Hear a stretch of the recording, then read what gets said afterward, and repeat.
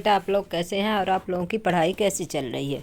चलिए, इसका first part complete हो गया था। अब जो है तो इसका सेकंड पार्ट कंप्लीट करते हैं। आशा करती हूँ आप लोग बहुत अच्छे से पढ़ते होंगे और अपना नोट्स बुक बनाते होंगे, क्योंकि नोट्स बुक बनाना बहुत ज़रूरी रहता है।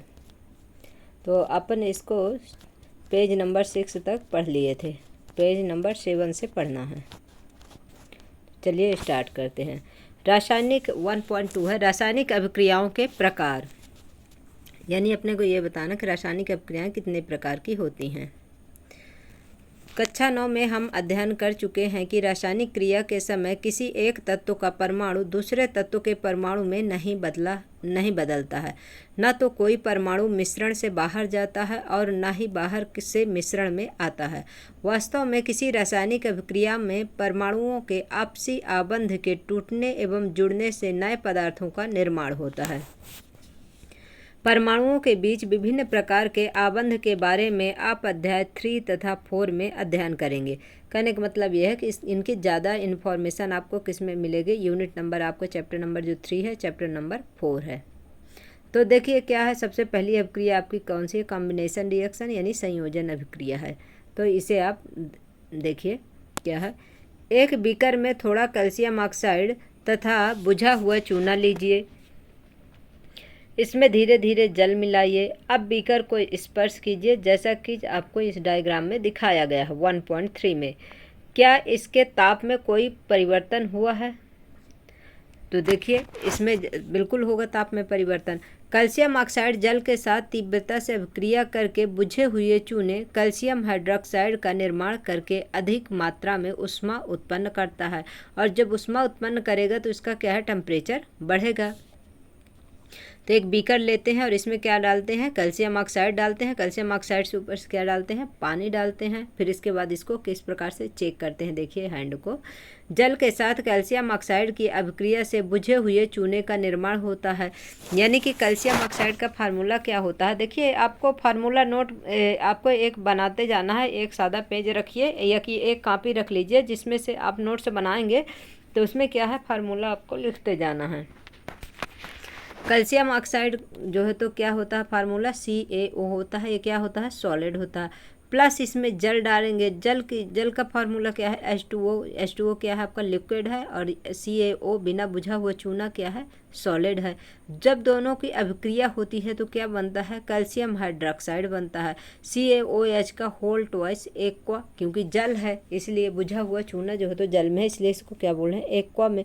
प्लस क्या होता है, ऊष्मा काफ़ी मात्रा में उत्सर्जित करती है। इस जब कोई क्रिया होती है और जिसमें से ऊष्मा का उत्सर्जन होता है तो उसे क्या कहते हैं, ऊष्माक्षेपी अभिक्रिया कहते हैं, यानी कि एक्सोथर्मल अभिक्रिया कहते हैं।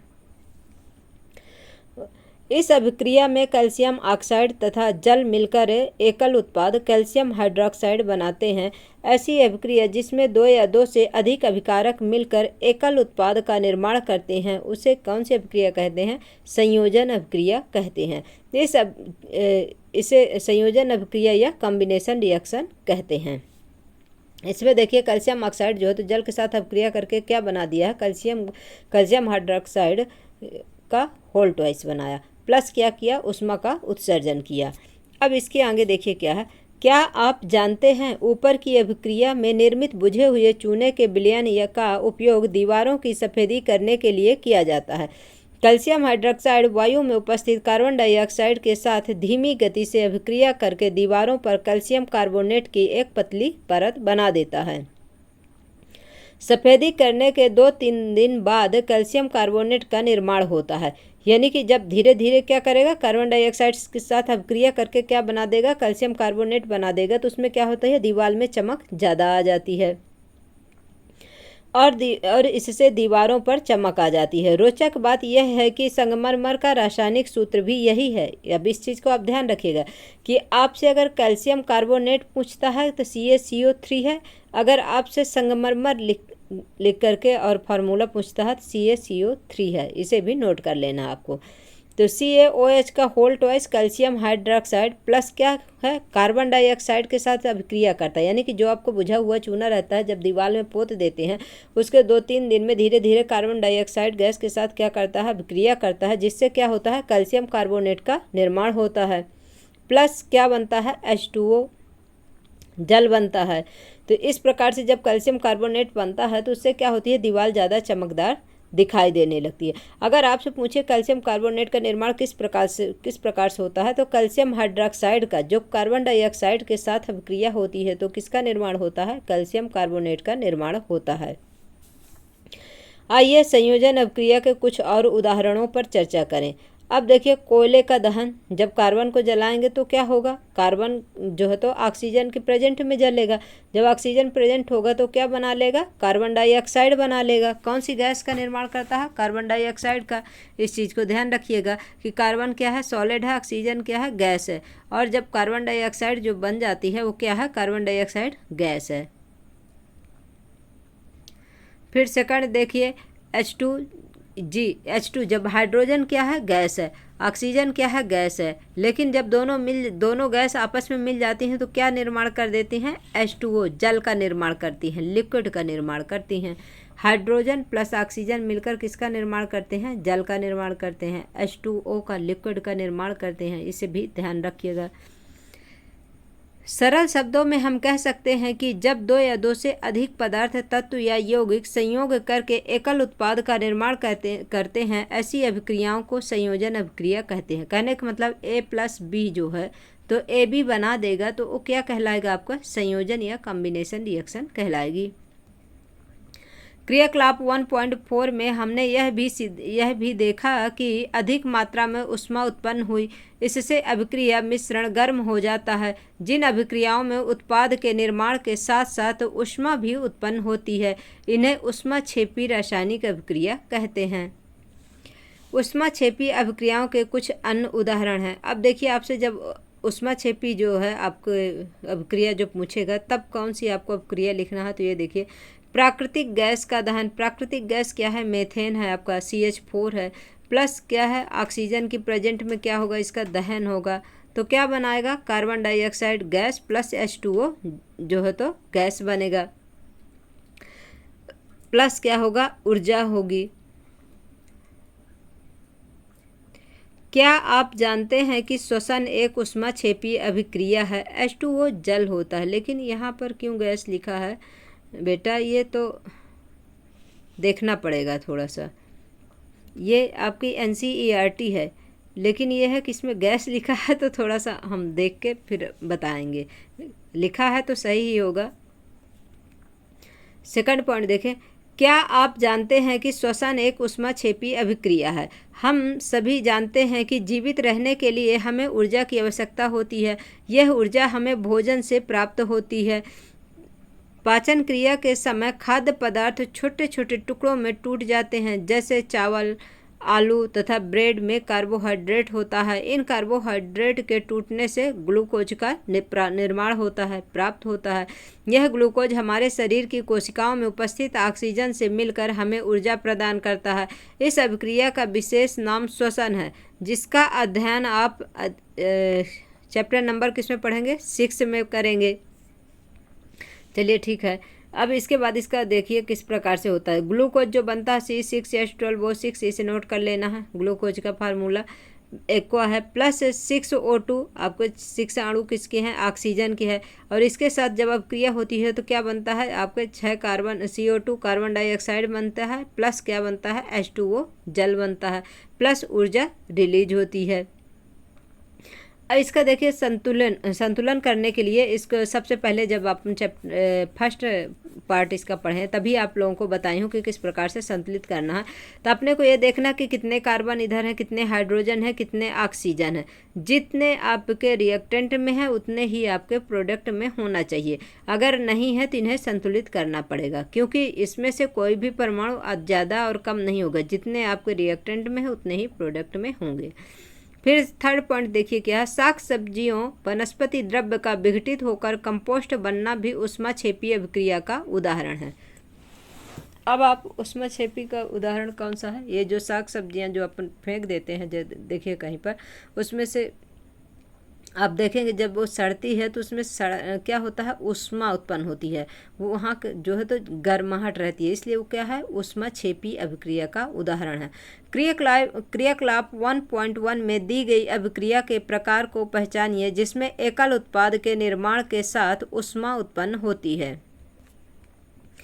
1.22 वियोजन अपघटन अभिक्रिया। अब ये दूसरी अभिक्रिया आ गई। दूसरी अभिक्रिया कौन सी है, वियोजन अभिक्रिया है।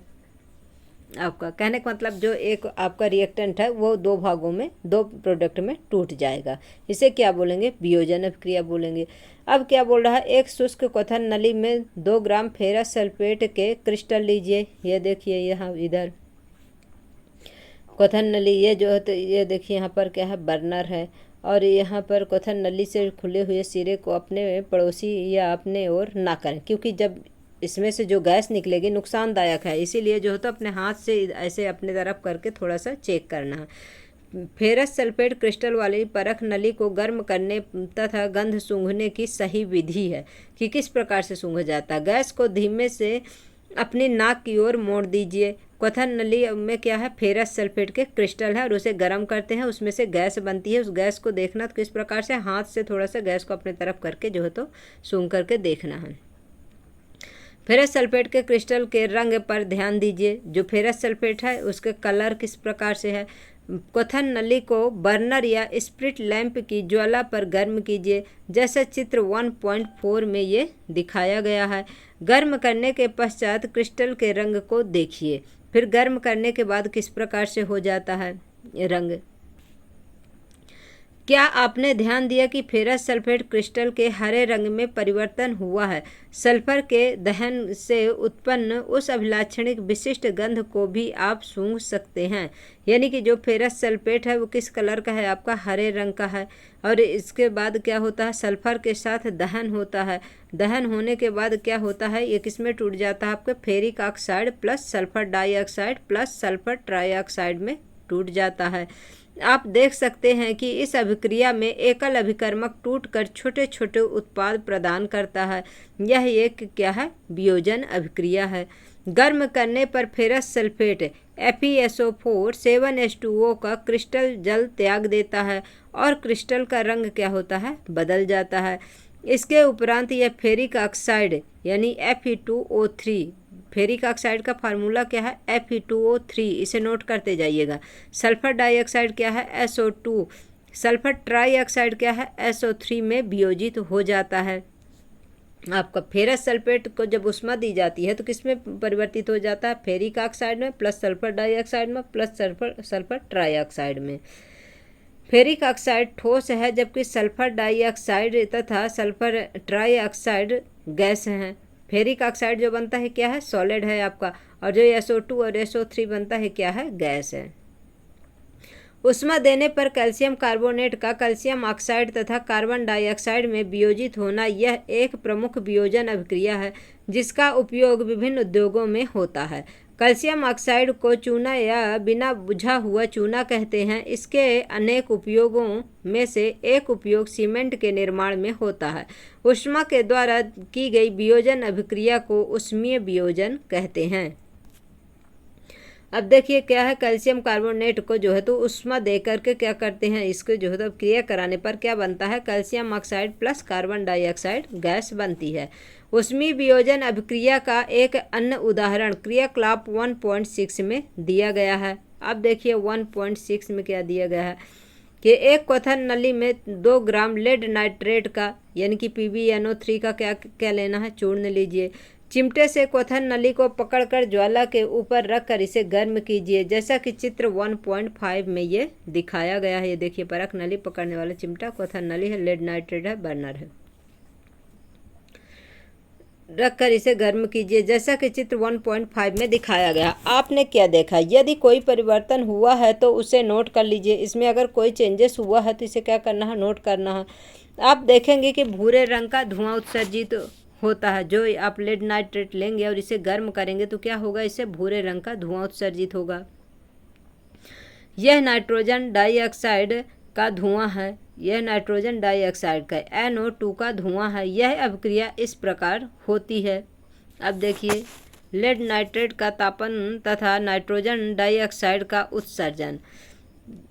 ये क्या है? वियोजन अपक्रिया का उदाहरण। देखिए क्या है, 2PbNO3 का होल ट्वाइस क्या है? ये लेड नाइट्रेट का फार्मूला है, PbNO3 का होल ट्वाइस।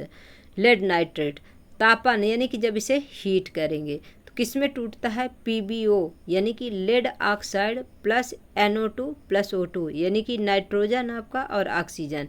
और देखिए इसको क्या है, संतुलित करने के लिए सबसे पहले आपको रिएक्टेंट में देखना है, फिर इसके बाद प्रोडक्ट में देखना है। रिएक्टेंट में आपको देखिए 2Pb है तो यहाँ भी 2Pb होना चाहिए, फिर NO3 का होल ट्वाइस 2 है। इसके मतलब आपके पास ऑक्सीजन कितने हैं? देखिए 2 2 4 1 5 है,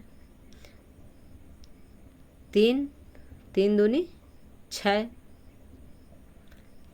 ऑक्सीजन हो गया और आपका नाइट्रोजन 1 है।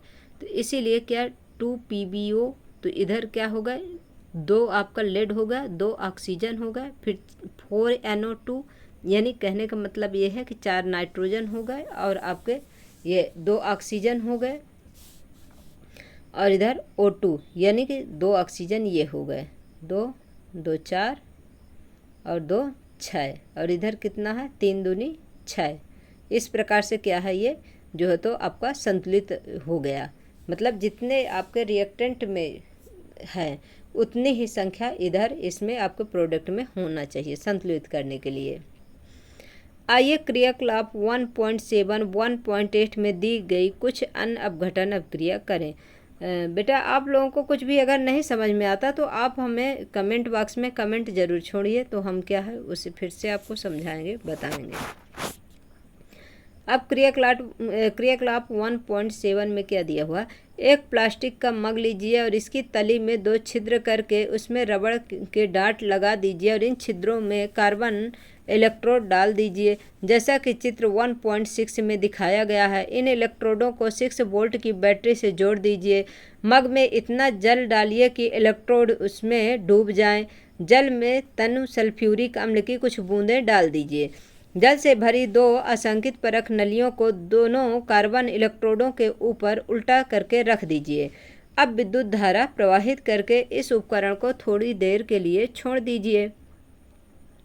फिर क्या करना? दोनों इलेक्ट्रोडों पर आप बुलबुले बनते हुए देखेंगे। ये बुलबुले आंशिक नली से जल को विस्थापित कर देते हैं। क्या दोनों परख नलियों में एकत्रित गैस का आयतन समान है? जब दोनों परख नलियां गैस से भर जाएं तब उन्हें सावधानीपूर्वक हटा लीजिए। एक जलती हुई मोमबत्ती को दोनों परख नलियों के मुंह के ऊपर लाकर इन गैस की जांच कीजिए। सावधानी क्या रखना? इस चरण को शिक्षक द्वारा सावधानी पूर्वक किया जाना चाहिए, यानी कि वहाँ पर जब आपके टीचर हो तभी आप जो तो ये प्रैक्टिकल करें।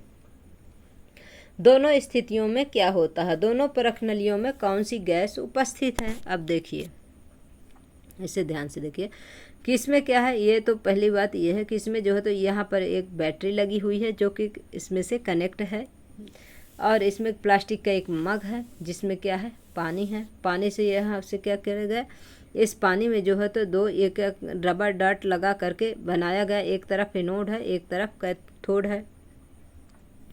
ग्रेफाइट की रॉड लगाई गई है, परख नली है और ऑक्सीजन है।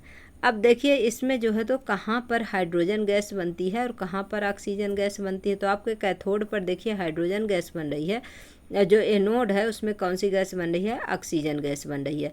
ये बात आपको नोट करना है और ध्यान रखना है कि आपसे ये सवाल पूछ सकता है कैथोड हाइड्रोजन गैस किधर बनती है? तो कैथोड में बनती है और एनोड में आपकी ऑक्सीजन गैस बनती है।